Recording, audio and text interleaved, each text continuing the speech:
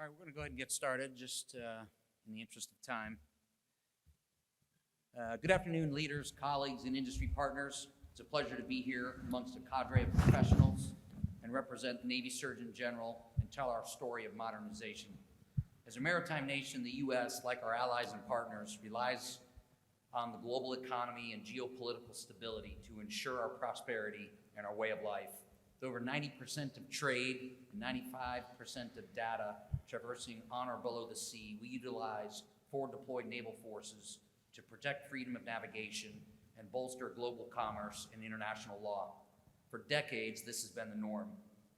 We now see a fundamental change in our projected operational environment, from one in which we gained and maintained supremacy in air, land, sea, logistics, and communication, where we had freedom of movement and decision and achieved a 90% survival in conflict, greater than 90% survival, to now a peer adversary in an uncertain battle space, one where all domains are contested or denied.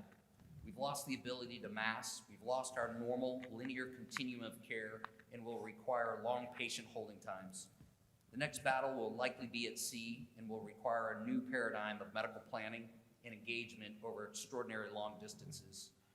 In contrast to our last land-based war, the vastness of the future oceanic engagement necessitates new tactics, techniques, and procedures to mitigate risk to mission and forces. We expect to operate in a very disaggregated way over large areas to deceive and confuse our adversary and avoid detection. We will use expeditionary advanced base operations, which employs mobile, low signature, operationally relevant, and relatively easy to maintain and sustain naval expeditionary forces from a series of austere, temporary locations ashore or inshore within a contested or potentially contested maritime area. It's critical that the composition, distribution, and disposition of medical forces supports this new paradigm. It's evident that this current structure of expeditionary medical care and patient transport currently is insufficient to meet these requirements. The Navy Surgeon General is focusing on four main lines of effort to get after this complex problem set. We're going to be discussing today line of effort number one, which is delivery of expeditionary medical systems to realize our North Star. The North Star states by 2027, Navy medicine will deliver agile, scalable, trained, and certified medical units to provide enduring support to the Fleet Marine Force, and the Joint Force in high-end competition, crisis, and combat. Navy medicine will be organized to facilitate all phases of force development, force generation, force preservation, and full restoration of the warfighter. We've assembled a robust panel of panelists, experts in their own fields to discuss our quick wins, challenges, and lessons learned over our XMed journey. So we have, and I'll read in order here, Captain Chris Kurtz. He's the branch head of Expeditionary Health, OpNav N4L4. He will focus on resourcing requirements and operational outlook. Captain Linnell Boma is our BUMED Director of Maritime Operations. She'll focus on the BUMED campaign plan, manning, training, and equipage.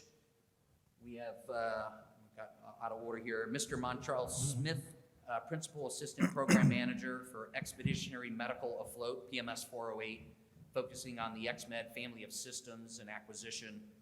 Captain Chris Carroll is the Principal Assistant Program Manager for New Construction, PMS 385, focusing on shipbuilding, in particular our EPF and EMS, and that'll be discussed here in a minute.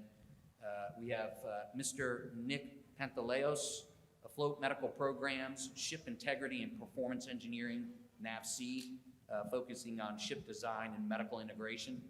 And then lastly, we have Mr. Jim Herbst, Deputy for Force Medical, Military Sealift Command. And he'll be focusing on ship operations, civilian mariner integration, design requirements of the hospital ship, EPF and EMF.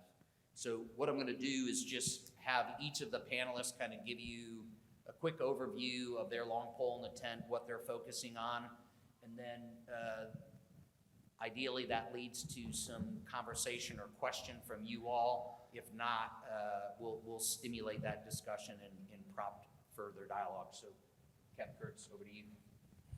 All right, thank you, Admiral Zetti. Thanks all for attending. So again, as the boss said, I'm Captain Christopher Kurtz. I'm the branch head for Expeditionary Health and OpNav N4L4. My boss is Vice Admiral Jablon, N4 actual, but I have a very strong dotted line to the Surgeon General of the Navy, Admiral Vi. I won't go into the gory details of the defense acquisition system, but as resource sponsor, we own really 2 out of those 3 legs of the stool. We set the requirements. I own all the JSIDS elements and documents with, again, a lot of feed from BUMED and the Surgeon General. But then we also do the programming, planning, budget, and execution. And if we go 2 slides ahead, perhaps, you'll see the classic Venn diagram of defense acquisitions. I live in all 3, but I own 2. And then I wanted to quickly show where we get our requirements from, our big R requirements. Fundamentally, they came from two sources. What we're building towards are true validated requirements for the future fight. We have an ICD signed in 2020 that went to the JROC based off CVA done in 2018 that set Naval Expeditionary Health Service support for distributed maritime operations and expeditionary advanced basing operations. In addition, we got a pretty strong kickstart from the COVID pandemic, and PAC Fleet submitted an urgent operational needs statement at the height of the pandemic, which further energized and validated our requirements. Those are Navy specific and approved by AR3B and non-actual. And most of those have either been completed as they were UONs or folded into the larger program of record that my folks at NAVC then go out and acquire for us. And that's spelled out on the next slide. So that's the world I live in. I'm an orthopedic surgeon by trade, but I dabble in acquisitions. Good afternoon, everyone. Linnell Boama, Director of Maritime Operations at the Bureau of Medicine and Surgery. So as Admiral Buzzetti mentioned, we are in an era of a great power competition, and we are expecting in the battle space that is projected, multiple casualties, large numbers of casualties, and we want to be able to support the golden hour, but we know that it's going to be incredibly difficult. So because of the providing care across the domains of time, space is really going to be a challenging problem set. Also, our pacing challenge, I think right now, is patient movement. How we're going to take casualties out of theater and get them to definitive care.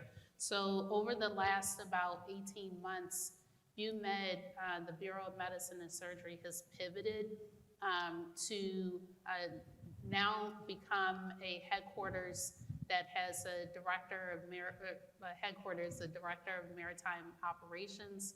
And in that regard, we have used the principles of GRGB to define the problem sets that we are faced with, and with support from our requirements and our resource sponsors, have developed out the Surgeon General's first line of effort, delivering expeditionary medical capabilities to the Fleet Marine Force, and the Joint Force. As you can see in the picture here, the laydown of in theater is gonna be quite complex. As the Admiral mentioned, the ability for us to provide care across the continuum from role 1, which is care at the point of injury. There may be a need to have prolonged holding at the role 1 level, up to role 2, which is providing damage control resuscitation and damage control surgery under the sea, at sea, even in an aircraft potentially. And you can see that this is a very complex problem set. So looking at surface connectors, with our military Sea Lift Command helping us to bring, and our PMS 408, helping us to procure those assets that will help us to provide medical and surgical care in theater is exquisitely important. So if you could go to the next slide, I'll just mention that a couple of our expeditionary medical capabilities would include an en-route care capability, and that would be with a critical care nurse and one of our search and rescue medical technicians that would potentially be able to land on our newest expeditionary platform, the USNS Cody, via MH60 or MV22, and transport patients, pick up patients, and move them to the next level of care. On the USNS Cody, it's been outfitted with 2 operating rooms and 10 ICU beds, as well as other acute care beds. And we've got an expeditionary medical team that we've been resourced to develop called an Expeditionary Medical Unit, which has a team that's got 2 surgical companies, if you will, within that team and can provide care at sea. The next slide will show you some of the upcoming capability, our expeditionary medical ship that I'll just mention in general will have a larger footprint to be able to provide more surgery, longer holding times, again, in the role 2 care or stream of care. The hospital ships are our level 3 or role 3 capability to provide theater hospitalization. And so your Navy medicine team is working very diligently, training our personnel, our docs, our nurses, our corpsmen, and all of our healthcare specialists, including laboratory technicians, radiology technicians, et cetera, to be able to provide these services in wartime. Good afternoon, everyone. My name is Montrell Smith. I'm the Principal Assistant Program Manager for Expeditionary Medical and Anti-Terrorism Afloat in PMS 408. I have the pleasure of representing the Program Office for Expeditionary Medical, and that includes many different capabilities across Role 1 through Role 3 capabilities. It's a pleasure to be here today representing this capability in support of the OPNAV N4L4 mission that you've heard about already, as well as in support of our medical BUMED partners that you heard about from Captain Vuama. In PMS 408, the Expeditionary Missions Program Office, we serve at the behest of PEO USC and are nested within that organization.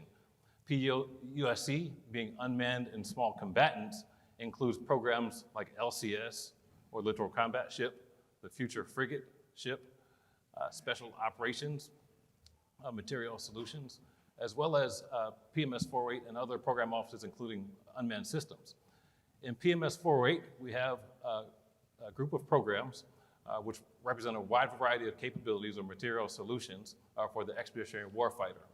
In our office, we have Joint Explosive Ordnance Disposal, or JEOD, Underwater Explosive Ordnance Disposal, or UWEOD. Also, we have Counter Radio Controlled Improvised Explosive Device, Anti-Warfare, or CREW. And we have a number of other programs under me, including Foreign Military Sales.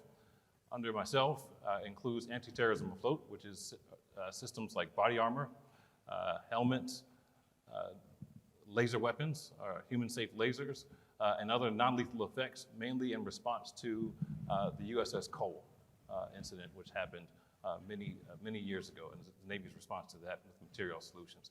I also have the pleasure of being the leader of our expeditionary medical portfolio, which includes many different capabilities. If we can go to the next slide, you'll see that we're charged with a number of abilities in the program office. Being at the behest of the mission of N4, L4, and BUMED, you heard about the UN requirements, or urgent operational urgent operational needs, as well as the initial capabilities documents that have been in development since 2012 through 2018.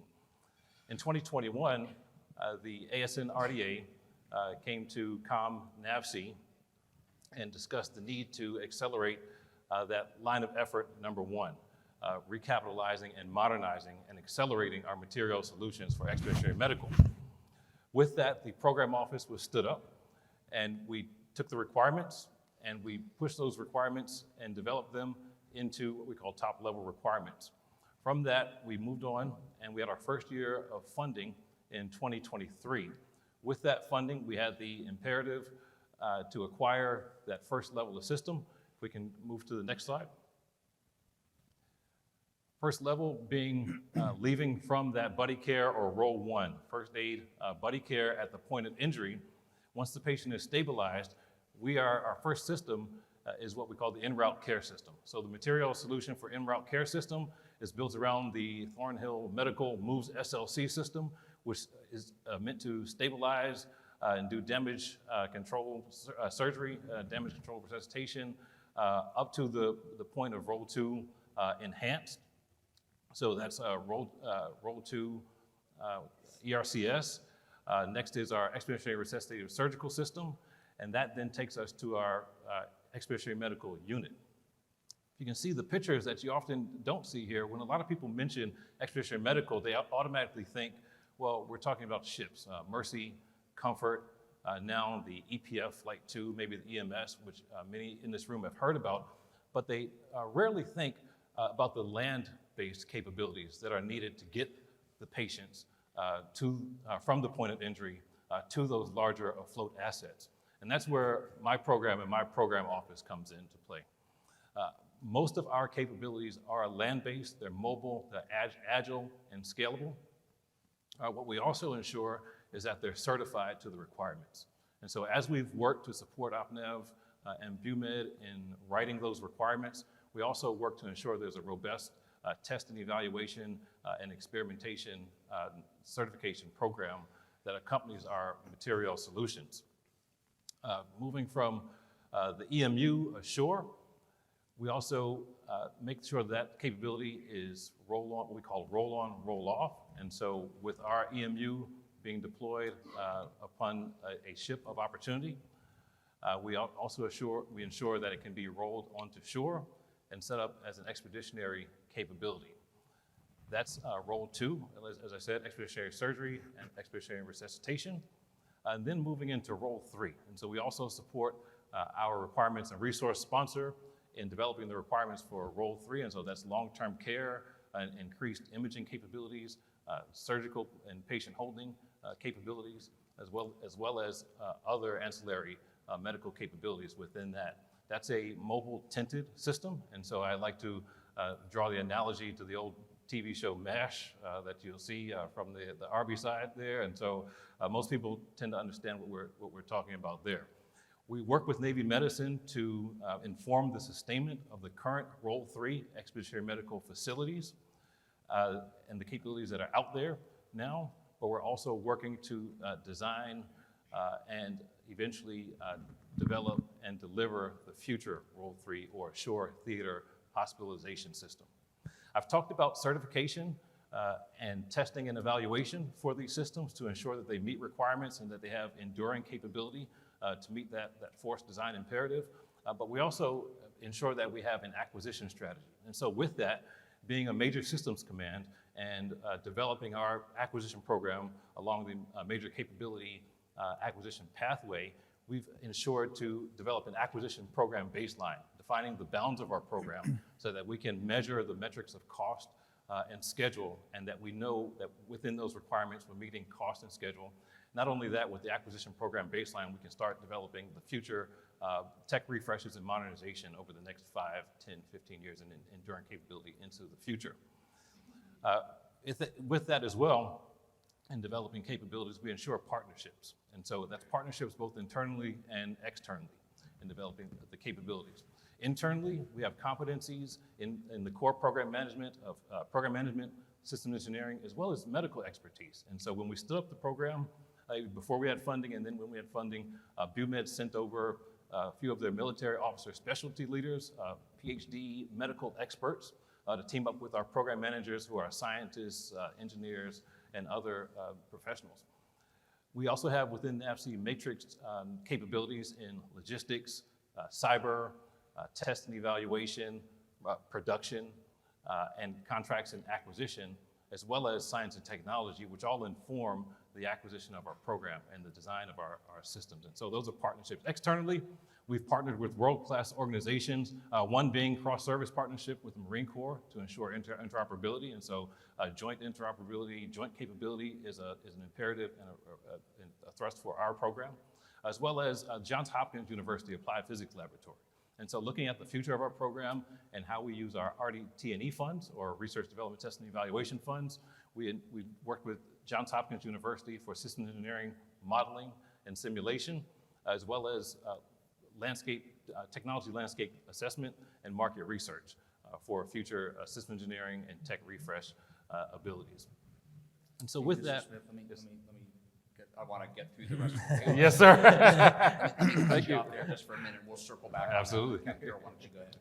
All right, well, first for the group here, good afternoon, and thank you for joining us today for this panel, and thank the Navy League for providing this opportunity. Under the direction of the Strategic and Military Sealift Program Office and Program Officer, our manager, Mr. Tim Roberts, I manage and really provide all cross-functional team leadership aspects to the EPF shipbuilding program. I'll give just a quick anecdote of a little bit of my background and history. I'm a surface warfare officer that transitioned over to the acquisitions community in 2022. Formerly commanded at sea, and I can tell you this much, that I'm extremely excited of what the medical community has been doing with the expansion of their medical capabilities out here to the fleet. As a frontline operator, I've seen the need to fill this capability gap, and I'm happy to say and report that we are meeting the task to add these additional players to the field. In January of this year, we delivered the first EPF Flight 2, the USNS Cody, as earlier mentioned. We look forward to taking her through her post-delivery paces with Military Sealift Command and other external stakeholders, and then passing her over to the Type Commander so the fleet could task away. We are on track to deliver the second Flight 2, EPF 15, and then EPF 16 in 2025 and 2026. I'm also happy to report that last December, we entered into a price contract with Austal for the design and construction, detailed design and construction of 3 expeditionary medical ships. And what that'll do is it'll take the embarkable roll-to-enhance capability that we've just provided to the fleet as of January of this year, and provide that dedicated platform that will support this expeditionary medical capability out at sea. So if there's any questions that you guys may have about the production schedule or some of the changes that we make to the platform, I'll be more than happy to assist. Hello, Admiral, panelists. Pleasure being here, everyone. Thank you for joining us. My name is Nicholas Panaleos. I work at NAVSEA. I am an engineer by background, mechanical engineer. I've done many, many years, about 25 years of ship design. Spent many years working on the Ford-class carrier. One of the things that I worked on specifically was the medical facilities for that ship. Saw it from when we were spec writing through delivery. So taking on this role at NAVSEA as the tech warrant holder, one of the things that I've been able to do is I now have a team. It's myself and Lieutenant Commander Modulin as the Director of Maritime Force Health Protection. He's an EHO by trade and acts as my engineering manager. So I guess what I'd like to say for NAVSEA and what we do is really and Lieutenant Commander Modulin put this best, we are where engineering meets science. So we have to take, from my point of view, we have to take the requirements and the capabilities that are necessary to meet our medical mission and figure out how do we fit those on the ships that we're designing and how do we upgrade the ships that we have. So that's a key point, and it requires a lot of communication and a lot of functionality, a lot of work with the stakeholders to understand where we're going and what we need to upgrade. And it's one of the things that we do that we really feel is really important to the fleet. Additionally, we focus in our shop on patient treatment. So the key there is we really try to take an approach where we look at what do the ships need for regular medical and regular health care for the sailors, in addition to injuries, patient movement within the ships, what equipment do we need to take care of all that, and what are the functions that we need to make sure that we are meeting that medical mission. To do that, we look at a lot of designs. I've worked essentially every ship in the fleet, from aircraft carriers to submarines. A lot of our MSC ships. I've worked new designs, modernizations, talked through the TICOMs to see what items and what issues they have in the fleet, and how can we incorporate those, how can we upgrade those on our current ships. And recently, we've been working on these new expeditionary medical platforms, helping out, working through OpNav, BUMED, with MSC, PMS 408 and 385, to make sure that we understand where the capabilities that they're looking for are. How can we incorporate them on platforms, making sure we bring in all the stakeholders to understand what our current availability and capacity is on these ships, so that we can appropriately integrate and create something that will actually be of value and of use for our fleet. So that's really where we stand behind, and what we really try to do is marry that engineering and that science to understand all of these medical issues. And that includes other aspects like potable water, chemical, biological, radiological, medical waste. We work with in the industrial hygiene side to understand where patients might be injured and how those injuries might affect the patient stream on these ships. And essentially, that's where we go to, and that's what we do. One of our key tenets really is to keep building these relationships with other groups, between OpNav, between BUMED, between the TICOMs, to understand where everybody needs. And I, as the civilian person in our shop, I represent that continuity, so that I can maintain the medical requirements across ship classes and over the years, to make sure that we're meeting the medical mission as needed at the time. Thank you very much. Mr. Herbst. Good afternoon, everyone. My name is Jim Herbst. I am the Force Medical Deputy for Military SEALIFT Command. I'm also the Hospital Ship Medical Treatment Facility Program Manager for Mercy and Comfort. Just want to thank everybody for being here today. My Admiral is here in the building, Admiral Sobak. He is the commander for Military SEALIFT Command. Military SEALIFT Command has 140 ships, government-owned, contract-owned, contract operated, that we operate throughout the world. We are the logistics TICOM for the Navy, and we deliver about 90% of the logistics for the DoD force worldwide. We have special mission ships, which include hospital ships. We have hybrid crews on our ships, civilian mariners and active duty. And going back to the relationships, those relationships are important. And we've been doing this for a long time at Military SEALIFT Command. We are actually celebrating the 75th anniversary of Military SEALIFT Command. And another unique aspect of Military SEALIFT Command is that we are the service component to TRANSCOM. So we're the only TICOM that's also a service component to Combatant Commander. Why that's important is that TRANSCOM is the single combatant commander for patient movement. And that also plays a key role in MSC and MSC ships and what we deliver. On all of our MSC ships, we do have medical capability. We have medical service officers on our ships. And then we also have various reach-back contract support. So when our ships get underway, we have 24 hours a day, 7 days a week. They have reach-back support for ISOS, or any type of medical officer consultation that they need to do. We have the ability to medevac our civilian mariners. And and our civilian mariner force is really key to the success of MSC. So if you have any family members or anybody looking for a job, MSC is hiring. So if you got a kid that's in the basement and they're looking for a job, we have ground level employment we can start with, and they get to see the world. And I've worked with Navy medicine. I'm retired medical service corps officer, deployed many times with Navy medicine, and MSC is very excited about these opportunities with the new ships, working with the various program managers, because before we had the growth of the EPF platforms and the new EMS ships coming on board, we really just had the hospital ships, and sometimes one size doesn't fit all missions.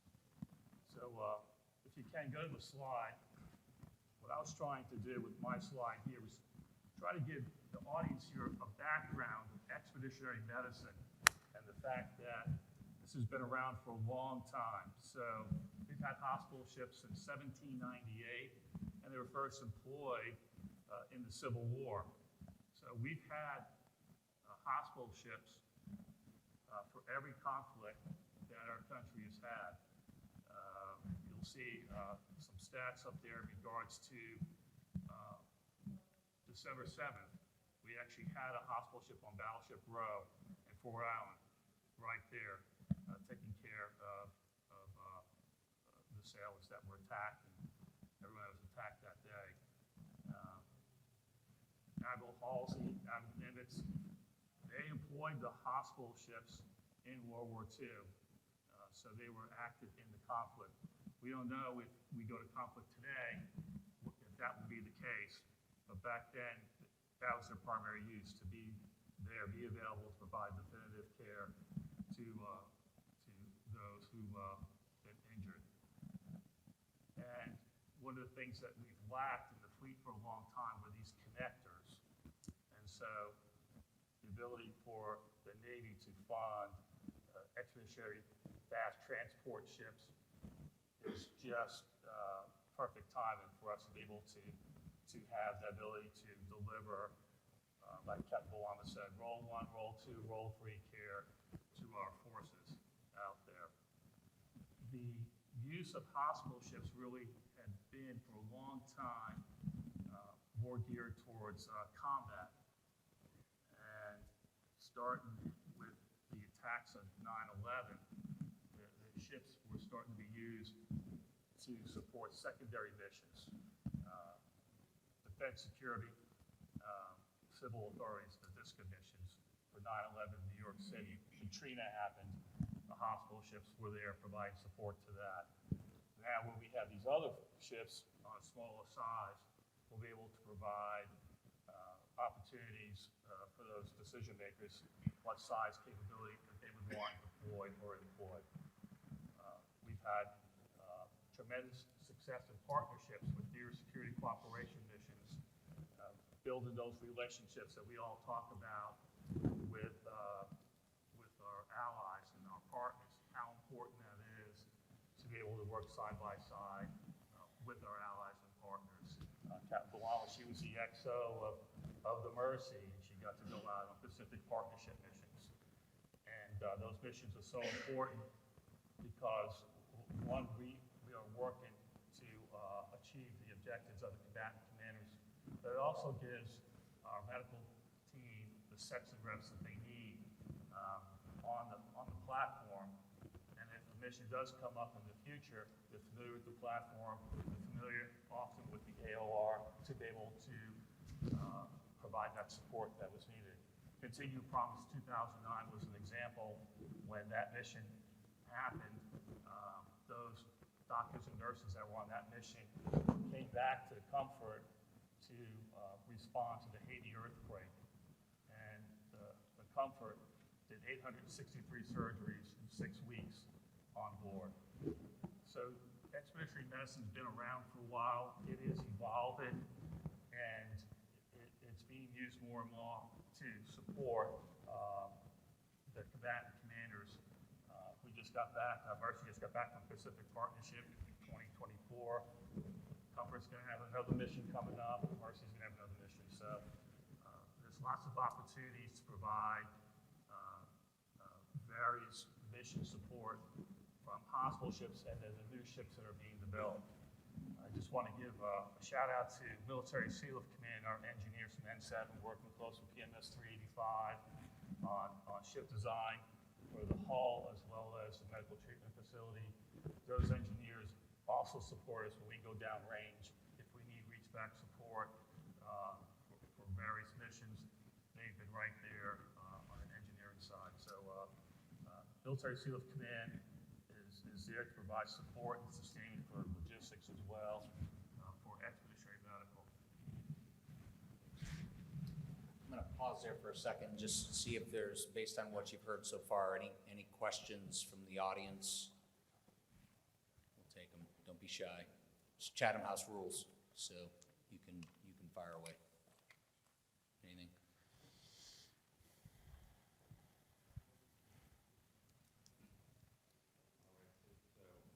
This question is going to be from an aviator asking a medical question.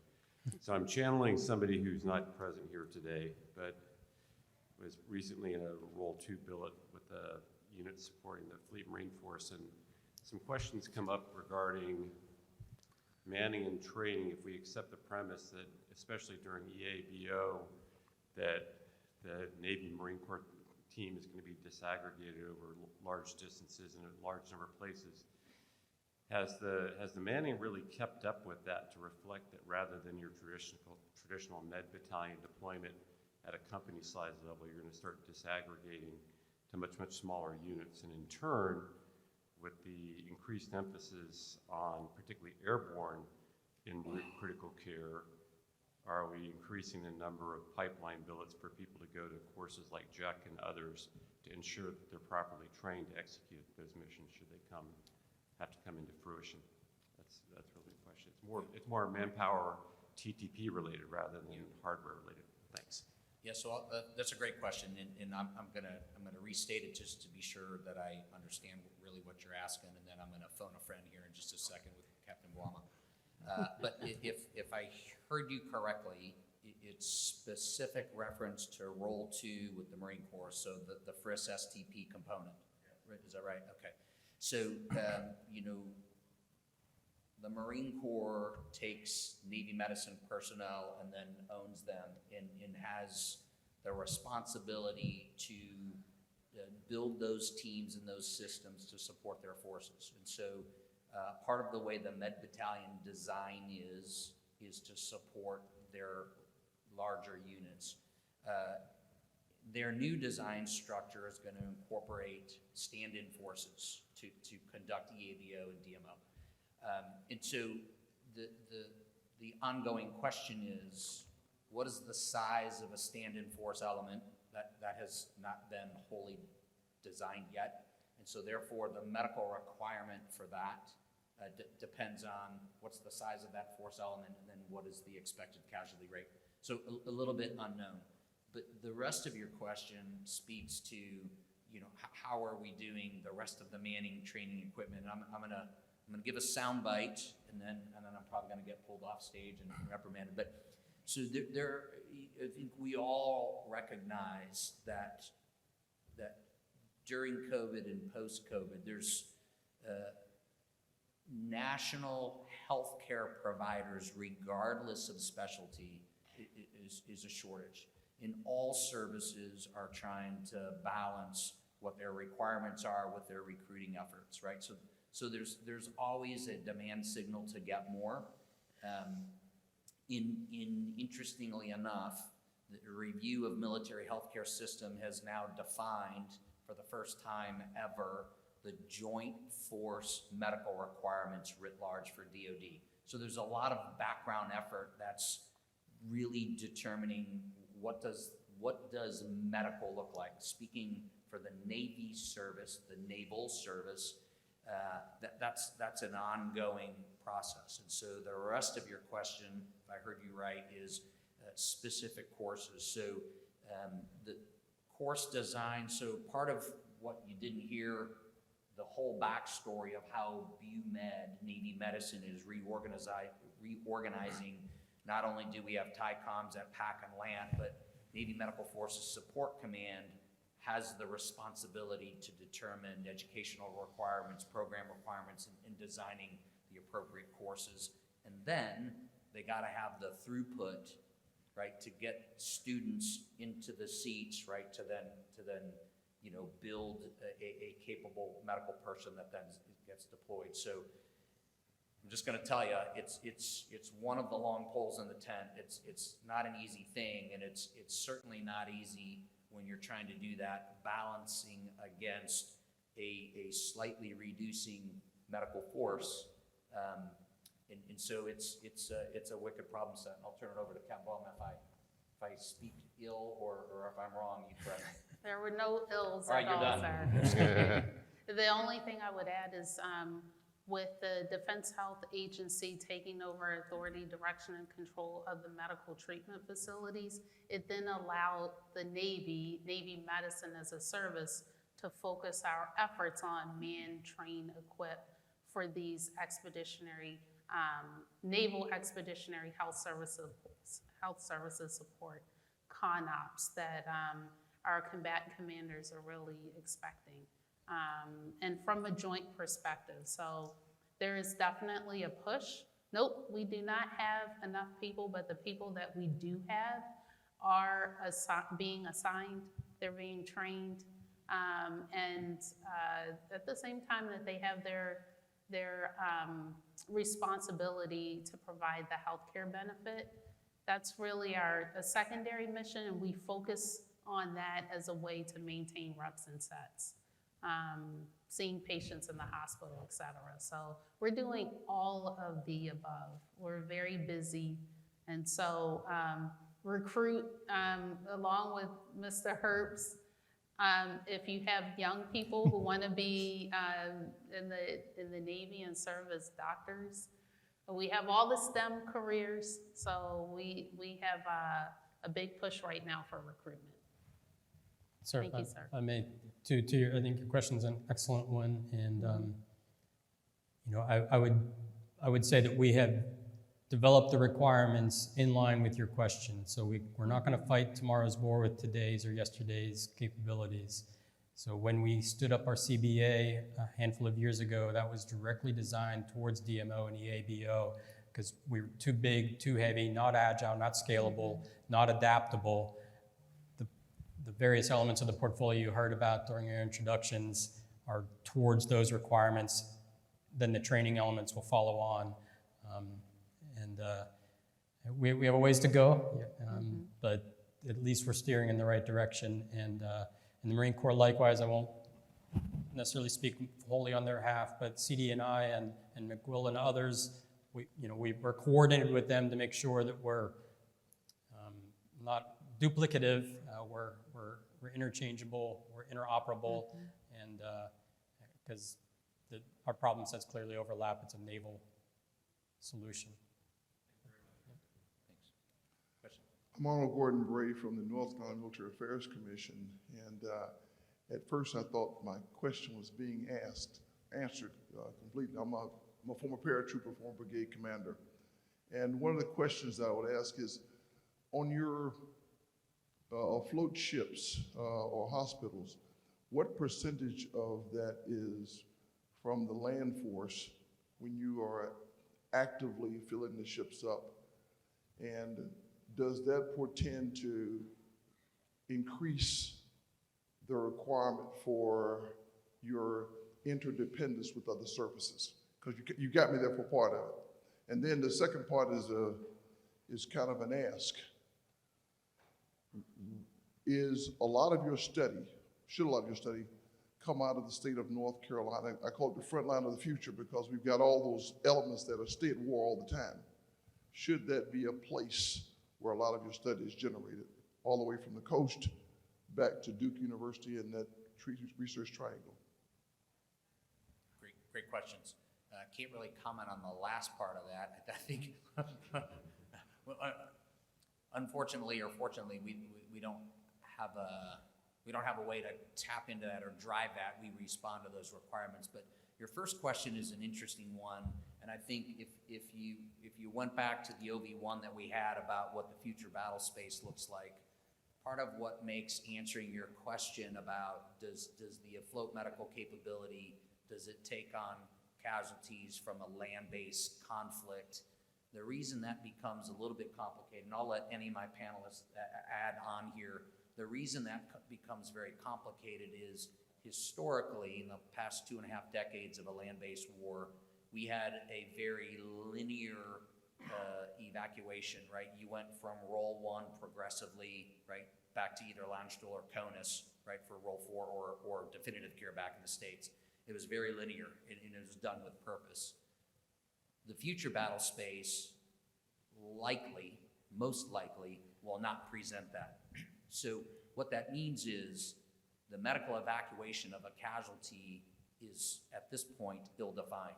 It may be from similar roles of care. It may include ashore, afloat to afloat, role 2 to role 2 to role 2. Like it's medical evacuation with the exception of surface connectors.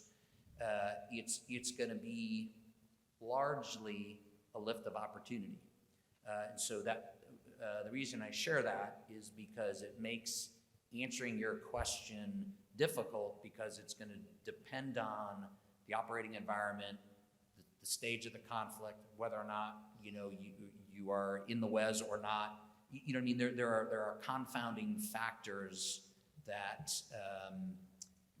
the Joint Task Force commander is gonna have to understand, right? So I'll turn it over to any of my panelists here. Go ahead, Mr. Herbst. If you don't mind, sir, I'll take the first stab at it. So all of our MSC ships are V-22 capable. We retrofitted Mercy to be V-22 capable flight deck.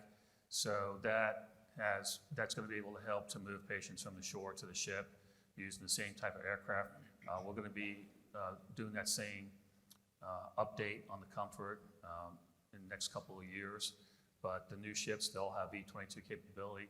And then we also have surface connectors where we can move patients that way. And then the new ships that are being developed are going to be able to operate in the littorals. So we're going to have more opportunities to transport patients by air, surface connectors, and by having a smaller capability, you can get pier side as well. So, we've added some flexibility and mobility to patient movement. Go ahead. I'll say also that part of our program is exercising these capabilities in joint environments. And as we participated in Keen Sword in the fall of 2022, November 2022, we realized that the tyranny of distance is a real factor here, and that we have to be able to stabilize and move patients over long distances and long times. With that, meeting the requirements for our ERCS, or in-route care system, we can stabilize a patient for up to 96 hours, assuming that they will not be moved to the next level of care then. We realize that that patient, no matter where they are, will be dependent on a lift of opportunity, which may not come quickly, whether that's from another ship or sea base or from the shore. But we can take them from role 1 through role 2, either from the ship or the shore. And then I think to rephrase your question a little bit is, are we going to be there for the joint force? And the answer is yes. You heard Mr. Herbst mention that MSC is the component to TRANSCOM. TRANSCOM has something called the Global Patient Movement Joint Advisory Board, which I sit on, and his surgeon, and we meet and make sure that all the parts and pieces from across the joint force, both intra and inter-theater movement, are coordinated. And so we won't leave our ground forces in a lurch, and we're going to be part of that overall solution set across the joint force. Thank you. I was just, because in my mind, I'm looking at concepts-based requirements, thinking out to the future and looking at the places where we're going to have the most chaotic views. It is going to require that kind of interdependent thought. And, if you look at what you've had so far on board ships, where it's coming from, as you talked about, our large-scale concepts development, experimentation, and exercises needs to include what insights and observations are going to be pulled from that. But again, I think you addressed my concerns. Thank you. Thank you. Sean Carberry, National Defense Magazine. And just wanted to see if you could put a little bit more detail in terms of numbers and timelines. What you're looking at is sort of a resource, a financial resource requirement for carrying out LOE 1, what kind of timeline you're looking at, and now that there's been 24 appropriations, can you give a little sense of what you got of what you were hoping for, what maybe you didn't get, and what's in the 25 request to further this? Yeah, that's a great question, and I'll give a little bit of a overarching statement, and then I can turn it over to experts as well. So the Navy's component to the presidential budget has been submitted, right, in its, that's been designed to address current requirements and what the future capabilities are. And the CNO has those requirements defined, and so what has been submitted was submitted to address current and future timelines across the FIDP. So that plan is in place, and we just await, you know, the president's response to that. So I don't know if you all have any other impact on timelines and things. Yeah, I'll take a part of that question there, and obviously my resource sponsor is here, and we are well resourced to support the capability gap that was presented with the R3B that you heard Captain Kurtz mentioned earlier. And so out of that R3B, we realized that there's an imperative for patient movement. We are well funded at the Role 2 level to ensure that we have the material solutions needed for patient movement. We're procuring large numbers of sets of ERCS and then moving through ERSS. And in our latest budget, we've requested, and it's looking pretty good for full funding to capitalize and modernize the Expeditionary Medical Unit capability to the full requirement. With that, we'll have a full set of capabilities through Role 2. And then in future requests, we're also looking to request full funding for Role 3 capabilities as well. The timeline for that is now. And so I keep mentioning the word acceleration. In our first year, we had the objective and requirement to procure 2 ERCS sets. We exceeded that by 4-fold in the first year because of cooperation with BUMED and with Congress. They realized the importance of this mission, and so we realized and garnered additional funding through congressional adjustments as well as through cooperation with BUMED. Yeah, and I would say we're, from a programming, planning, budget execution standpoint as resource sponsor, I think, as Mr. Smith said, we're doing pretty well. Nobody gets everything. Nobody's going to beat a Columbia-class submarine for priorities, but you know, we're pretty healthy across the FIDP and beyond, I would submit. So that's my job to fight that fight, and so far we're doing all right. Sir, question. Hi, Larry Mann with the Roosevelt Group. I want to thank the panel for being up here in their time. I have a question on equip of the train man equip part. Especially in Expeditionary, you guys just procuring what DHA says, or ASPR, or Sabrini? Like, what is the inroad for a company that has an expeditionary medical device to be used out in the field? Thank you. Yeah. So that's one of the reasons why we're here today.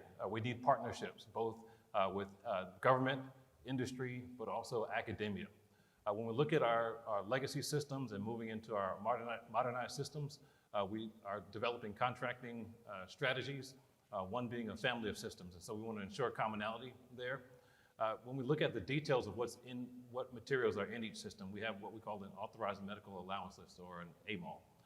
In provisioning that AMAL, we work with the Navy Medical Readiness and Logistics Command out of Williamsburg, and we let our contracts for that through them contracting through DLA as well for kitting.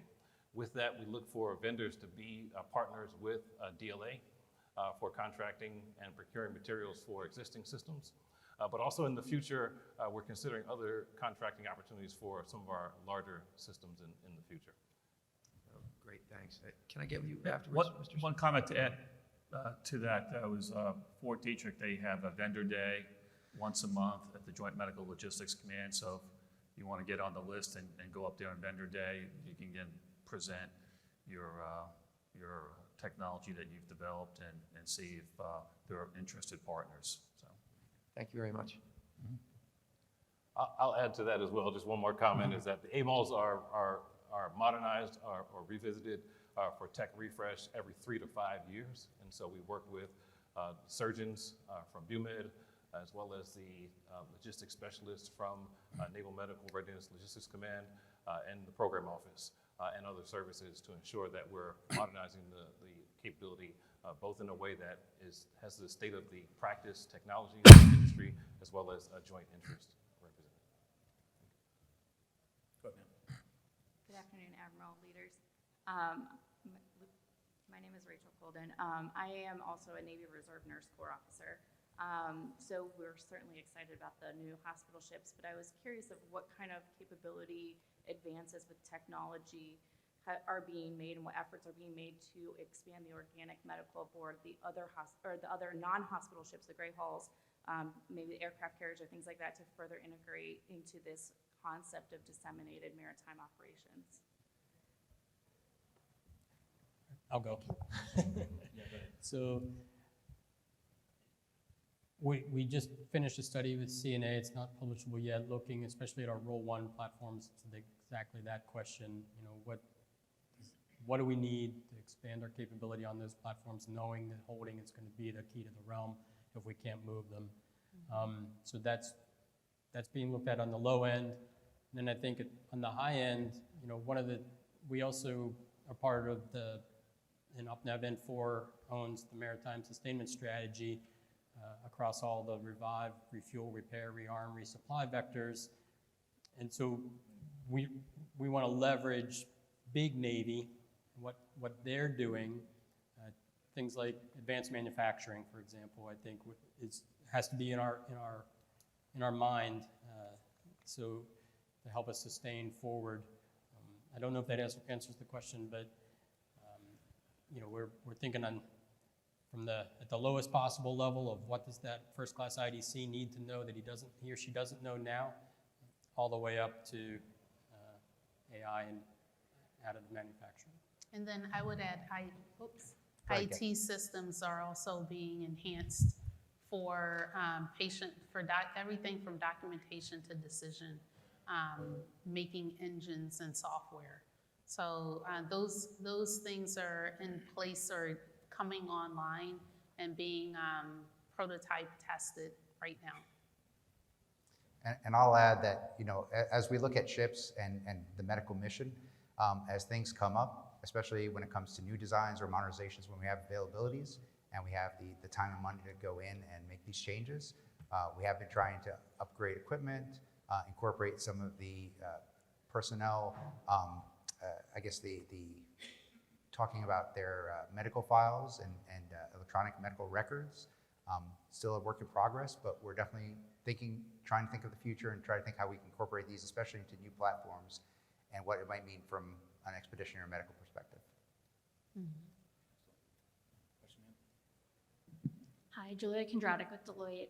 Thank you for a wonderful panel. One question that kind of goes off of your question was, what systems or system modernization is needed to support like connectivity and medical continuity in a distributed environment? So specifically, you know, health information technology. Yeah, so I'll take the first shot at that, and then you all weigh in. So that's a extraordinary complex problem, as you would imagine, and it becomes more complex when you start to when you factor in degraded or denied comms, right? So we can have fantastic web-enabled systems, and then as soon as comms go down, you have nothing. So nothing substitutes the stubby number 2. I hate to break it, but that's the way it is. So there are efforts underway from both internal to our organization and external vendors, looking at a family of systems to look at the whole environment for medical technology, charting, and communications through not just patient care initiatives, but also patient transport and medical regulating and those things. So there's a huge body of effort there, but it becomes problematic in denied or degraded environments. We added Starlink capability to provide commercial bandwidth on both Mercy and Comfort. At the end of the Pacific Partnership 22 mission, we identified to Admiral Papara at Pac Fleet that we needed more bandwidth. He prioritized the fielding of Sting on board the Mercy, and we had that installed before the PP-24 mission, and it was a resounding success. It helped us improve our communications with our allies and partners to have a successful mission, and we just installed it on board the Comfort. So great opportunities right now in regards to having additional bandwidth access and to be able to meet the medical mission, because we have some big data sets, and we're trying to share digital radiology exams that have been done. We try to share them ashore. Those are big files that you have to move, but now we can do those things. So but the best part of the whole thing is the fact that the commander prioritized it, and they are behind support and expeditionary medical capabilities to make sure that we're able to execute our mission. We're over time, but go ahead, ask your question real quick, and we'll see if we can squeak it in. So this is a great follow-up question. I'm Ed Leopold with Persistent Systems. We build mobile ad hoc networking technologies. So I don't know if this panel is aware of what NAVC-05T is doing with distance support using a combination of, so you have three areas. You have comms on the ship, comms ship to ship, and then ship to shore, the last tactical mile, correct? So when degraded comms exist, contested, congested environments, SATCOM goes down, cellular goes down. This is where mobile ad hoc networks within the ship, which is what NAVC-05T is doing currently. In other words, getting wireless data through decks and through doors and all the way through the ship, and then connected to Starlink if to go beyond line of sight, but also just from ship to ship or ship to shore natively with RF line of sight in EW contested and congested environments. Just want to know if the panel's aware of that and understand on the follow-up to her question is great, because this is important for obviously delivering medical supplies at the tactical edge, understanding the health and well-being of sailors on a ship and from ship to ship in order to enable those comms and aid real time, right, within line of sight without infrastructure. Just want to make sure you guys are aware and understand what the path forward is. Thank you. Yeah, appreciate that. Any comments from you all? That would be great to get a sidebar with you, because we've had to use the JCSC, Joint Capability Support Element, on past missions that ship to shore, comms piece. So very interested to see what NAVC has developed. Also, so McWill is also using this type of technology for the connectors, littoral connectors, the advanced autonomous littoral connectors, as well as the next LCCs or LCUs, I think. And Don and McWill is doing all this using that, and future Seahawk as well as Sea Hunter, using these types of technologies for enabling long range, and also because they're mobile ad hoc networks, they extend range natively line of sight. So it is, I'll definitely take that sidebar. Thank you. I'll just really quickly, I was talking out in the hallway at a sidebar with one of the directors in CO5T, S&T directors, and the SIBR director earlier. We are well connected. That's one of the benefits, and that Navy Medicine realized with bringing NAVC, a Major Systems Command, into the equation, that we are connected to within organizations like that. But also with the Starlink, we're investigating that for connection of our EMU and the higher level capabilities. But we're mainly partnered with Naval Information Warfare Center Pacific on that as our partner program office on that. But we are looking at connectivity there. Thank you. Well, that's amazing. I just want to say that's amazing that you are connected, because there's so many rice bowls. And I worked at NAVC before, and that's a great thing to hear, the coordination and collaboration amongst not only the SysComs, but also warfare centers. So thanks. Thanks. Okay, thank you all very much. Appreciate your time.